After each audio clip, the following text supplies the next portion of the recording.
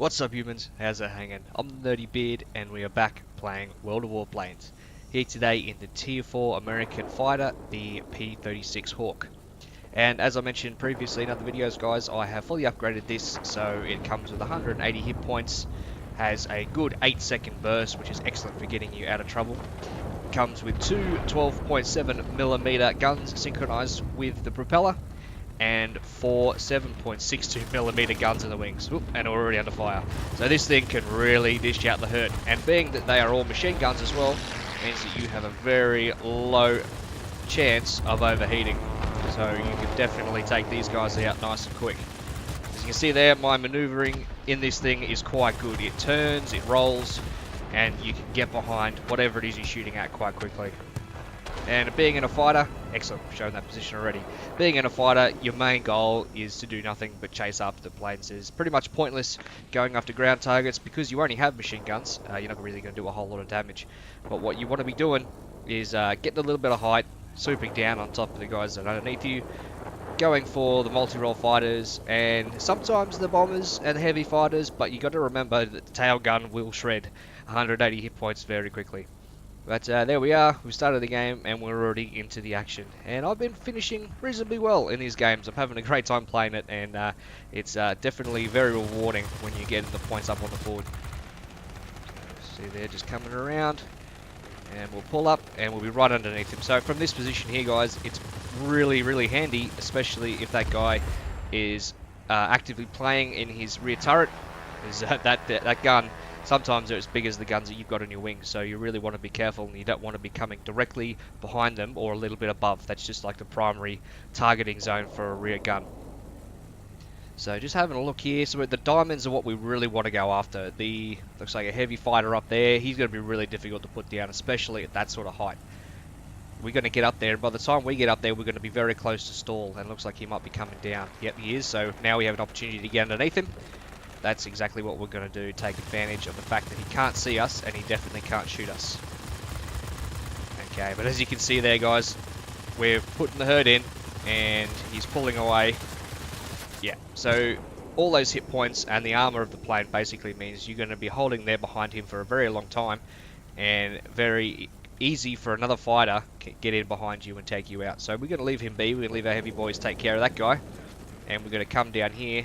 And looks like this guy's our next target. One of our friendlies has overshot him. So we're going to see what we can do about getting him out of the game. And there he goes. Assistance. Woo, and almost had a bad day there. Alrighty, here we go. So what I like to do guys is a couple of loops in an area. You don't really want to be flying in a straight line for too long. A bit of a boost. I generally want to make sure I've got at least 3 seconds of boost up my sleeve, so if something does go wrong or I've overshot or done something silly, I can get out of there fairly quickly. Now I think I want to get behind this guy, help our friendly out here. Another light plane, so it shouldn't take us too long to get him out of the game. And there we are, doing some work, and that's it. Friendly saved. Alright.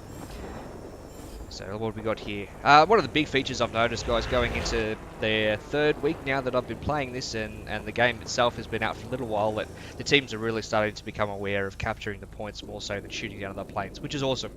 So I'm getting a much more balanced gameplay now. And when we first started doing the videos a couple of weeks ago, it was almost annoying how everyone was just like, oh, plane, shoot it down, and then the game was over and we didn't really know why, and then it was because no one had bothered to go capping. And yeah, that was pretty much it. So we've got some planes, ooh, heavy. So probably the wrong target there, considering a light just went below me, but I've got the maneuverability to turn around. Where'd he go? Cheeky bugger. Oh, okay, one on my tail. Oh, not good, not good. Okay, and we're around. Oh, this guy is all over me. What have we got here? Ah, it's an actual player. Yeah, so in this position, you're in a bit of trouble, and that's probably going to be in the drink. Yep. And that's the first death for the game. So you can see there, as soon as a light plane gets behind you, yeah, they really don't have a lot of chance. Especially him, he was all over me, basically. I couldn't turn around, couldn't do anything, because his maneuverability was equal, or probably even better than mine. But we're having a look here, so we're on 2645 points, and we're right up there with the rest of them. So you can be in that position relatively quickly in a fighter. You don't need to rely on hitting any ground targets, you're just simply here to shoot down other planes. Who's that down there? Let's go for him first, get him out of our zone. Yeah, so the points do rack up, guys, but you do have to balance that with an idea of where you are based on the enemy coming in. He's out. You really don't want to be by yourself anywhere because 180 hit points is not a lot to defend against with those really big guns for the heavy guys. So it looks like our team's heading over this way, so that might be an idea. We shall do the same.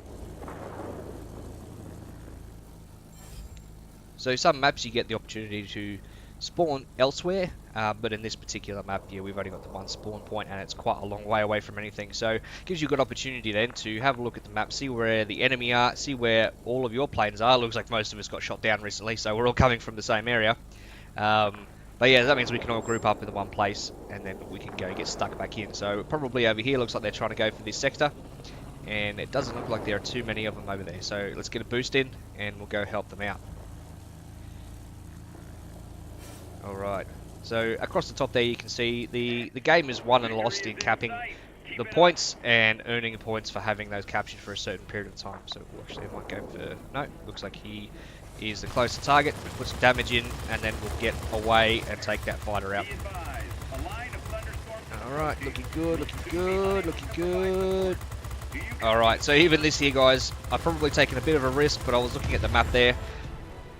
That light fighter didn't follow his heavier guy in, which allowed me then to basically sit there and just take him out. And we're about to win, which is great, but having said that, in a fighter, guys, you really don't want to be doing that for too long. You really need to be aware of the map. Excellent, the victory. Yeah, be aware of the map, and don't fly in straight lines for too long, because the heavier planes and the other light guys will come in and make your game disappear very quickly. Alrighty, well that's a victory. The game's nice and short, which is awesome. So you can get stuck in and grind out those planes a lot quicker than you can, say, a warship or a tank. So I'm going to head back to the garage now, guys, and we'll have a look at the score screen. Okay, and we are back in the garage. So, as we all know, that was a victory at 11,379 credits and 1,318 experience. So I've already unlocked everything, so that's now going towards the Tier 5 fighter. So happy with that being a win. So we've got 4 kills, 3 assists, and 1 sector captured in the relatively short time the game was running. Couldn't do a whole lot else. You can see there 6 minutes and 39 seconds. That's a very quick game. So we have a look at the team score here. So they came third in that one. And the 2 Tier 5 planes, as they should, got the top scores for there. And it looks like everything was fairly even. So it was just a matter of our team getting stuck in there and capturing those points was the real difference there. It looks like overall the scores were very well balanced. So if you're looking to get into the game, keep that in mind. If you're playing a fighter, yes, your primary role is to shoot down the enemy, because you can't really do a whole lot else against the ground targets, but you need to make sure you're still playing an active role in capturing those points, keeping the enemy fighters off your heavier guys and shooting down those light targets of the AI defense aircraft. Alrighty guys, thanks so much for watching. I'm going to leave it here. Hopefully within the next day or two I will have unlocked the Tier 5 and I can bring out another video for the progression along the American line. If you liked the video, please give the video a like. Any comments or queries or anything like that from this video, please leave a comment down the bottom. I'd love to discuss the game as a whole and any tips and tricks you guys have for the longer term players, even guys who played the original World of Warplanes. I very much appreciate any tips and tricks you've got. And if you like what you see, please subscribe to the channel. I'll be making wargaming content primarily, also branching off to do a few other different games as we go. Alrighty guys, that's all from me. Thanks so much for watching. Take it easy.